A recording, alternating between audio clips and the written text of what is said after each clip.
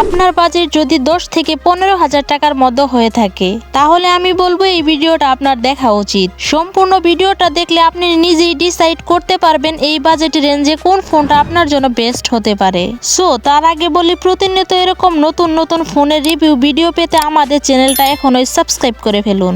Number 1, আপনার budget যদি 10,499 টাকা, মানে হলো আপনি 1 টাকাও বাড়াতে পারবেন না, সেক্ষেত্রে আপনি পছন্দ করতে পারেন টেকনো স্পার্ক গো 2। ফোনটার ডিজাইনটা কিন্তু বেশ চমৎকার। 464 ভেরিয়েন্টে আপনি পাবেন 6.67 ইঞ্চির এইচডি প্লাস এলসিডি ডিসপ্লে এবং 120 হার্জের রিফ্রেশ রেট। প্রসেসর হিসেবে থাকছে ইউনেস্কো T7250। আর হ্যাঁ, এই ফোনটাতে কিন্তু আপনি হাই গ্রাফিক্সের গেম রান করাতে পারবেন না, কারণ এর প্রসেসরটা একটু দুর্বলই দেওয়া হয়েছে।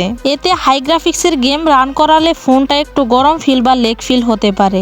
নাম্বার 2, যাদের বাজেট 12,999 টাকার মধ্যে, সেক্ষেত্রে 464 ভেরিয়েন্টে মোটো G06 পাওয়ার এই ফোনটি চয়েস করতে পারেন। মূলত এই বাজেট রেঞ্জে ফোনটার সব থেকে বড় আকর্ষণ হচ্ছে এর 7000 mAh এর দানবীয় ব্যাটারি এবং 20 ওয়াট ফাস্ট চার্জিং সাপোর্ট।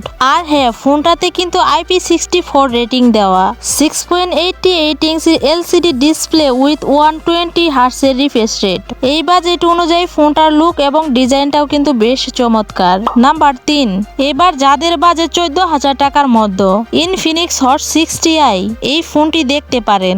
এই ফোনটার ওজন হচ্ছে 190 গ্রাম। পেছনে রয়েছে ট্রিপল ক্যামেরা সেটআপ, 6.67 ইঞ্চির IPS এলসিডি ডিসপ্লে। এই ফোনটা দিয়ে কিন্তু আপনি টুকটাক গেমিং করতে পারবেন। ব্যাটারি হিসেবে থাকছে 5160 mAh এর ব্যাটারি, যা দিয়ে আপনি সারাদিন ব্যাকআপ পেয়ে যাবেন।